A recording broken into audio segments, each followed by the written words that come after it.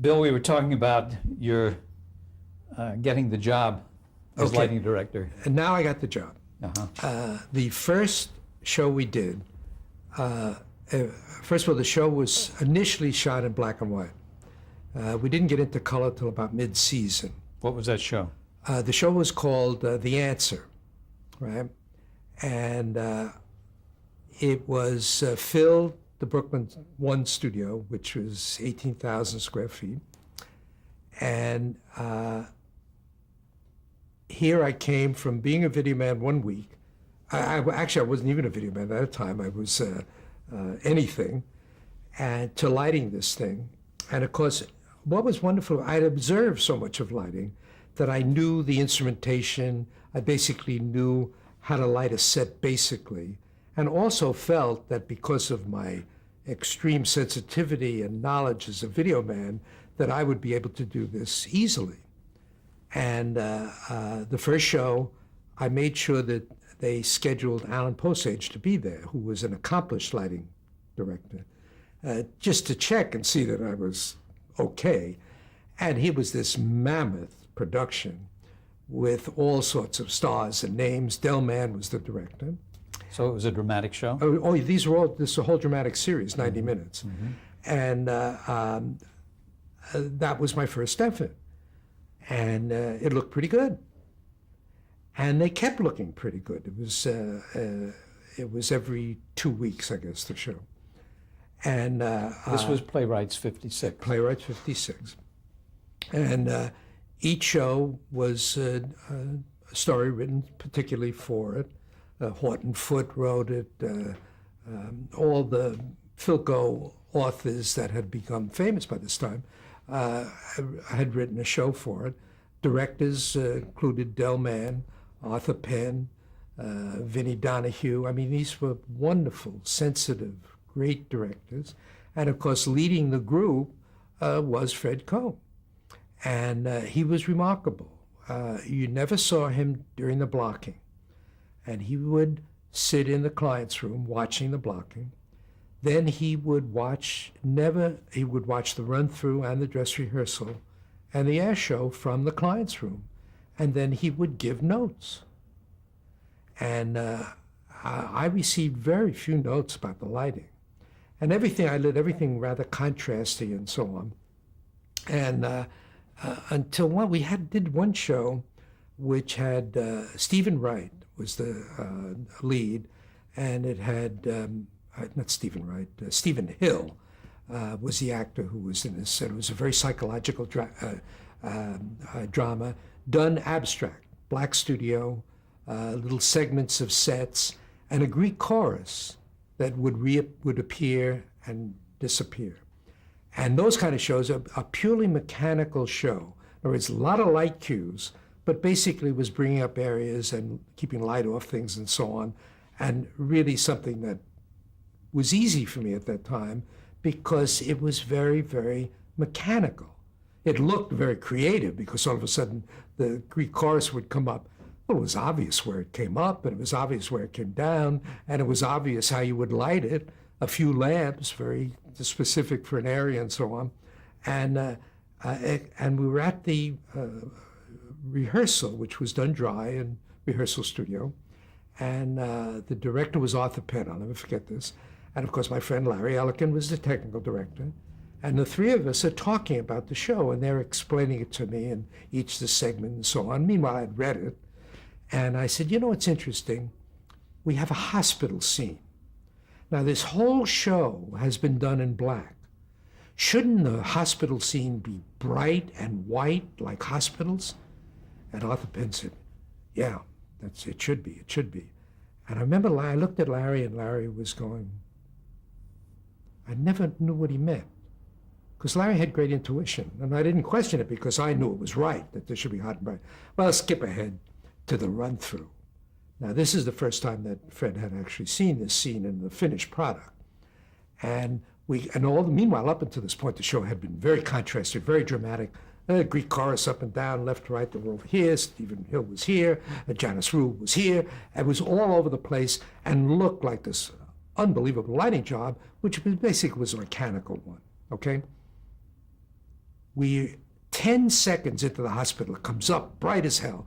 The director said, "Great, Bill." The writer said, "That's terrific." And Larry shook his head, and as he finished the last show, the door slammed open. Fred came in and he said, "When I want howdy-doody lighting, I will get the howdy-doody lighting director." And I've always recalled that. I would think you would. Yeah, because it was past the sneaker stories, past all of that. This was Fred revealed as the artist that he was. So this was dress rehearsal. This was the first run through. First run through. So did you have time then We changed it, sure. to change it? And how did you change it? To what? Well, I made it very contrasty and very dramatic, basically by killing and readjusting the fixtures. I mean, the mechanics of it, I got to the mechanics very, very quickly. The refinements and the nervousness came later, and came as a result of a show that I did in that series that was a disaster. But this was still your first show. The answer. This was about the third or fourth. I see. And you can imagine somebody coming from an engineering job, a technical job, to becoming a lighting director on the largest show that they were doing that season from zero. Well, you can also imagine where my ego was. I mean, it was big as this room. Here I come. There's nothing to it. I made this transition simple. Look at the great work I'm doing. I'm just as good as, if not better, than all of these guys, until we did The Sound and the Fury. And we went into the show a day late into the studio, which meant that everything had to be accelerated. And the set was in Brooklyn 1. Otis Riggs was the designer. And we had a 2-story plantation house, interior and exterior, in one side of the studio. And the other half of the studio was a full-size carnival, right? And this was to be the thing that I will always remember, because I recall Claude Travis was the unit manager, a very, very nice guy. Everybody disliked him because he was the guy that controlled the time and the money, supposedly.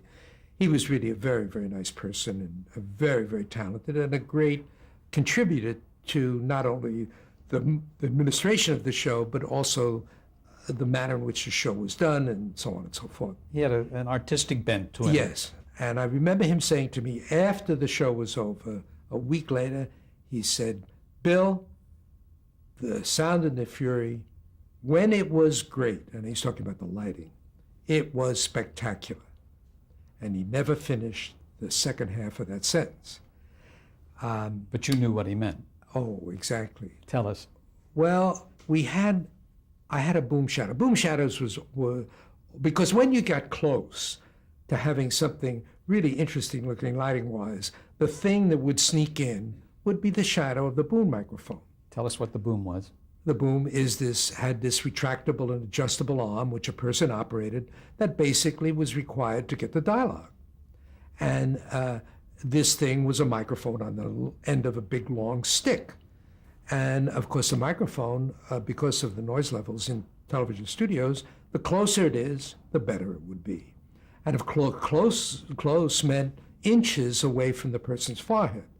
And of course, there was always a front light or a cross light or a light that may cause the shadow of that to fall on, not on the scenery, which may be out of the frame, but on the person as well. So it was always, that was the thing. You'd get close and the next thing's boom, shadow, as if you had struck at somebody's heart, that you had destroyed the whole feeling of this. Well, was rather disruptive. And there was this constant battle, not only to light it well, but also to do this very, very mechanical part of it. And of course, for example, on this particular show we're talking about, The Sound and the Fury, the header pieces, in other words, the piece that goes on top of the scenery to extend the height of it, and the ceiling pieces went on after dress rehearsal, which meant that many lights were blocked, many things didn't work. I mean, it was disastrous from a lighting standpoint. Well, getting back to the boom shadow, I had a shadow not of the microphone, but I had a shadow of the arm not only shadow of the arm, the shadow of the pedestal, and the operator itself, all on one wall. And this went out on the air. Oh, yeah, I don't know. Perfectly. We also, it was also the show that had a great firefly effect. I'll make this as short as possible. Claude Travis came in and he said, Bill, now you can imagine, this is the first time I felt any nervousness because I realized I was behind in the setup of the studio. And it was chaos with the sets going up, the lighting going up, everything going up at once, and a full 24 hours later than we normally would do this thing. So Claude came up and he said, Bill, you know about the firefly effect. Now, NBC had a special effects department, and of course, they were too expensive to have on the show, so we were to ad-lib this firefly effect for the opening of the show. So the special effects department had sent over 5,000 feet of very thin telephone wire and all these little miniature P-lamps that were to be hidden in bushes, right? So I said, get me a couple of guys, get them in here, and send them down in the basement. We'll put together this firefly effect. I'm too busy. And these two guys came in, they get down in the basement, and they start putting. Well, needless to say, they were not finished for the time for the run-through. And now we're approaching the dress rehearsal. I went down in the basement. This thing is filled with wire and lamps and so on. They're still not ready. This effect was put into the bushes between dress rehearsal and the air show. And I remember telling one of the stage says, you know about fireflies, how they go on and off in this air? And they had this little mechanical switch where they were going to wire the fireflies in different circuits so the little ones, a little couple, a few would light here, and then here and here and here. This would be a great firefly effect for the opening sequence.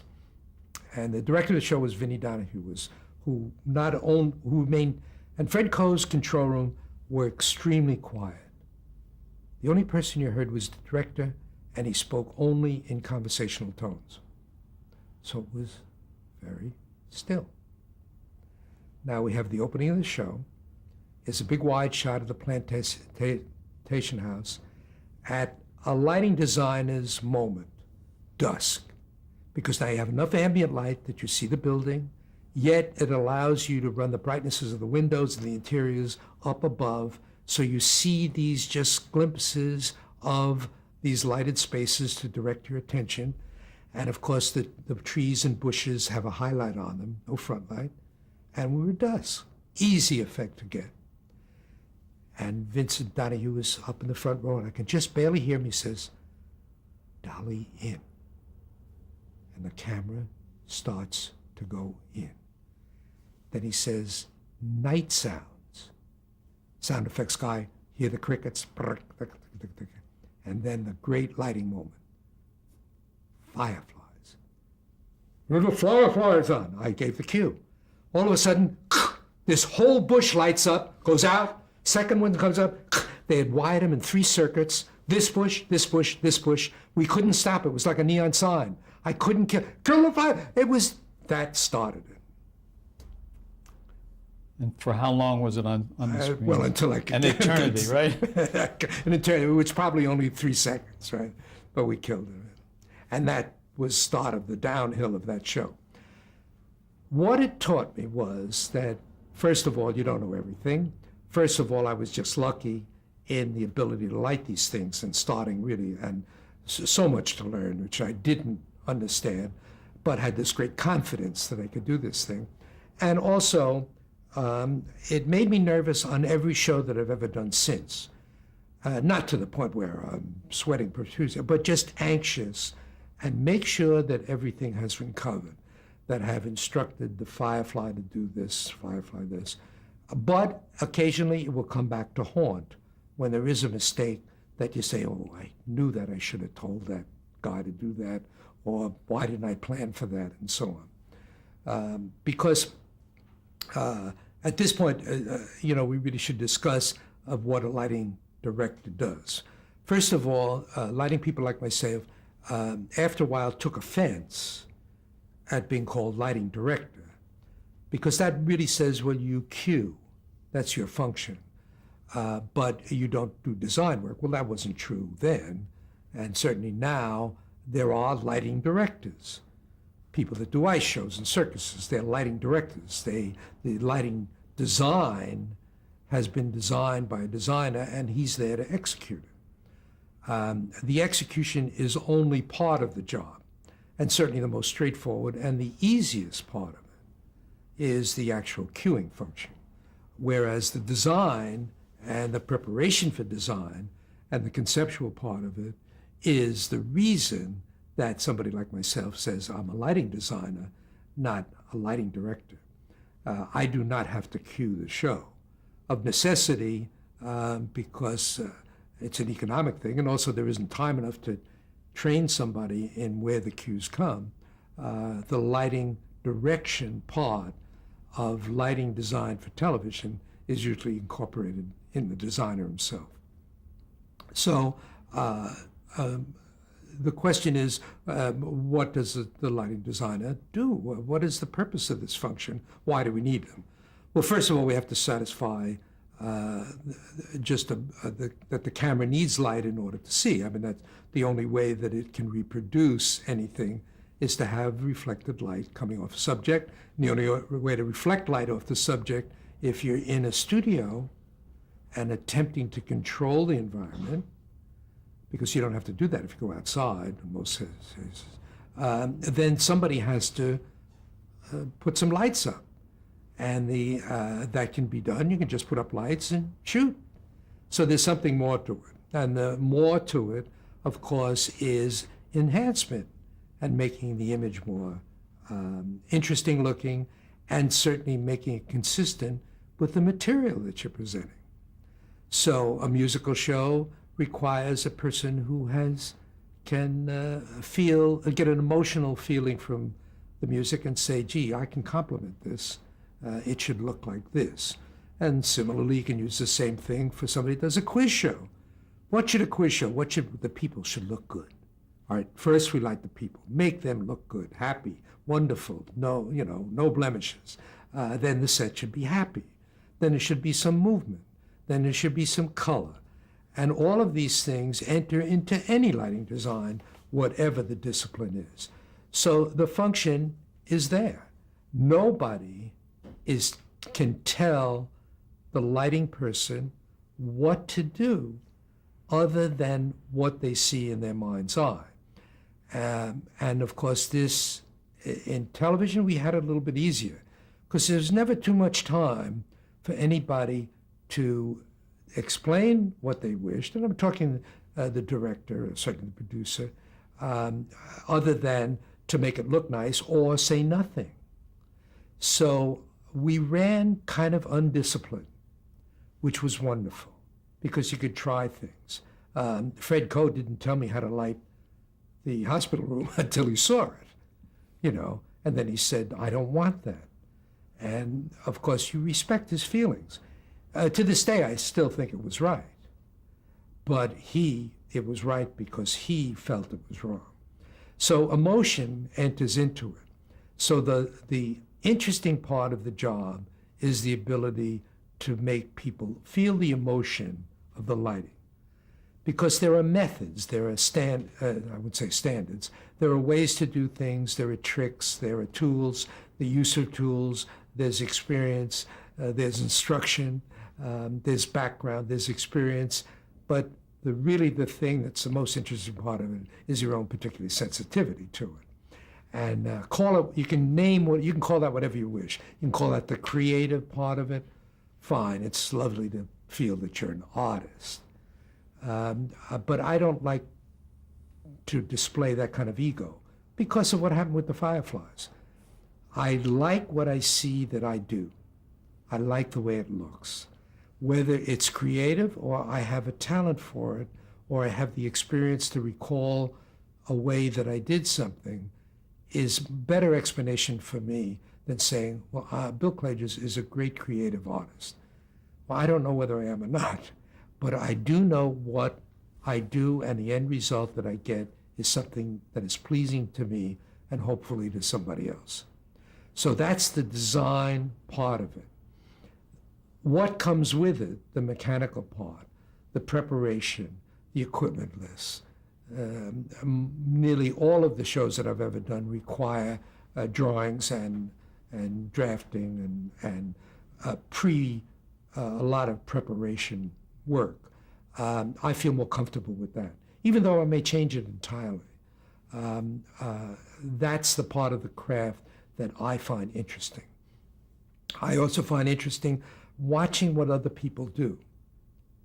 And I love to be puzzled and say, gee, I like that. I'm going to copy that. Because remember, that's how I started. I was copying what I saw film people, what they did. I mean, I could never duplicate, for example, the 30s film DPs and their use of gobos and patterns and so on. Sure, it doesn't make sense. Sure, it's unrealistic, but sure is interesting images. Whether it fits or not, that's another problem you're going to have. Because you have the other school who say it'll be realistic. Let's have a dogma. God, these guys with the Danish people with this thing, no lights, no audio, no enhancement, we just shoot it on video and we're going to make a feature film. Absolutely atrocious. They believe in it, so you can't really criticize it too much. But looking at it as a viewer, I'm not entertained. I'm thrown off completely when I see such poor quality, because I start to observe it. I go and see, what's the movie, The Drug with Traffic. I said, what the hell is it all blue for? Why? You mean in the storytelling we can't tell we're back in the US? We have to make it blue, and then when we go to Mexico, we make it orange, not even sepia, orange. That rationale, as a lighting designer, I'm offended by that. But I can't, but my criticism comes on a professional level, but also as a viewer. Well, what the lighting director does is helping tell the story, isn't he? Well, I don't. I think that's light. I think that's stretching it a little bit. I think you help. I mean, certainly, if you have a heavily dramatic scene and it comes out noonday in the market, I certainly think you haven't helped it any. But yes, you can keep the mood in keeping with the words. Yes, absolutely. Whether you're telling a story or not, I'm not quite sure. But yes, you would try to keep that feeling. Same with lighting musicals. I mean, think you're being modest. I don't know about that. But I never felt that way. Mm-hmm. I felt I'm looking at images that I like. And in the musical ones, they're always pretty. They're always nice looking. But I'll do tricks too. I'll take did a subway sequence on Motown, goes to the Apollo, returns. We shot on location. And I said, I'm not heavily into the use of color. I like it, but I never like it to say, oh, you used a colored gel there. I want it to be, there'd be some excuse for it being there or something. But what I did there, I said, this is unreal. What are we dancing in a subway for? By the way, the rationale came after I did the effect. Right, okay? But, so the effect was intuitive. I said, gee, let me light incandescent in the foreground and let me light HMI daylight in the background. What is HMI? HMI is a lighting fixture that uses a discharge lamp that basically is balanced for daylight. So it is, if you compare incandescent, which is your normal household lighting and so on, it is bluer, has more components in the blue end than it does in the warmer end. And you can't shoot under basically different types of illumination. They must be consistent. So if you have incandescent lights, everything is incandescent unless you want a color. So here was a case where I wanted an unreal characteristic. What the hell are all these 12 dancers doing taking the A train? Okay, so now I said, okay, I'll make the foreground incandescent warm. They'll look natural. We'll balance the camera to reproduce those colors properly, but I'll light the background basically in blue. Unreal. The blue disappeared. The subway, except for the foreground, was disconnected from the foreground. Well, okay, did I contribute to the story? Sure. I made it more unreal looking, but I didn't tell the story. So that's why I make that comparison. I understand. I'm going to jump back to Playwrights 56. How much time did you have to light the set there? Oh, the setup was over basically a 2-day period. The set that we had a pre-hanging schedule. We had motorized grids in Brooklyn 1, which basically meant that the lights were placed on a grid structure on the floor, and we had motors, whereas we were anticipating rock and roll, but 30 years before. And this whole assemblage was lifted. And so there had to be a drawing and a basic setup, so we know where to put the lamps. We had to overlay over the set pieces so they ended up in the right position. And this was taken to a height which would work consistent with the scenery. Did you have a plan? Oh yeah, always a plan. Did you draw the plan? Oh yes, sure. Mm-hmm. Because remember, I'm a draftsman as a result of the engineering education, right? And I've always been strong in preparation. Every detail, as much as you know about the show. But remember, you can't get everything, because you can't get every shot, you can't get everything, because remember, there's hundreds of shots to be lighted, and basically with a lot of tricks and so on, and you know where some basic positions are, but there's a lot of unknown. So this pre-hanging would take place over maybe an 8-hour period. Following you immediately were the people putting up the sets. So by the time that you finished, the sets were halfway up in the studio. Then the next thing you had to do, the sets would begin to be dressed and put together and repainted where required, and floor positions. Furnishings are not in. You would actually start lighting at that time. So over this 2-day period, which was basically 2 24-hour periods, because there was a great deal of working through the night and that kind of stuff, in order to prepare for the 3rd day, which went on camera. Well, how long would you work at a clip? Certainly 12, 14 hours, and certainly a second period of 12, 14 hours, and then we'd be on camera. Some shows had everything collapsed into a 24-hour period setup, where you just work continuously. It must have been a lot of... Well, the Kraft Music Hall, we did that way. Mm-hmm. I came in, went to the dry rehearsal, daytime, and my day finished the following night at about 10 o'clock. Did that for a number of years. You had to have a lot of energy to do that. Remember the youth. Yes. Remember the age. Yes. And also, every hour, we luckily had to take a break, 5 hours, and I would sleep for an hour. That was all union. What union was it? Well, at NBC, it was NABET at that time for the operating engineers, including the lighting designers. And that stands for, NABET stands for? National Association of Broadcast Engineers and Technicians. And then the stage crew was the IA, the International Affiliation of Theatrical and Stage Employees. And then there was a third union, but not at NBC, the International Brotherhood of Electrical Workers, the technicians at CBS were members of that union and still are. NABET is still in existence. The IA is much stronger because since out in Los Angeles, as the companies it encompasses the film locals, it was easy for them to encompass many of the operating jobs in television, particularly those done on film lots. So the IA has become stronger and broader. And of course, the director's photography, of which the union I'm a member of now, is an IATSE local. But when you worked those long hours, were you on overtime? Lots. Lots of overtime. The salaries, although I said they were high, and they are higher with other industries, and always have been. I'm going to stop you for a moment because we need to change the tape.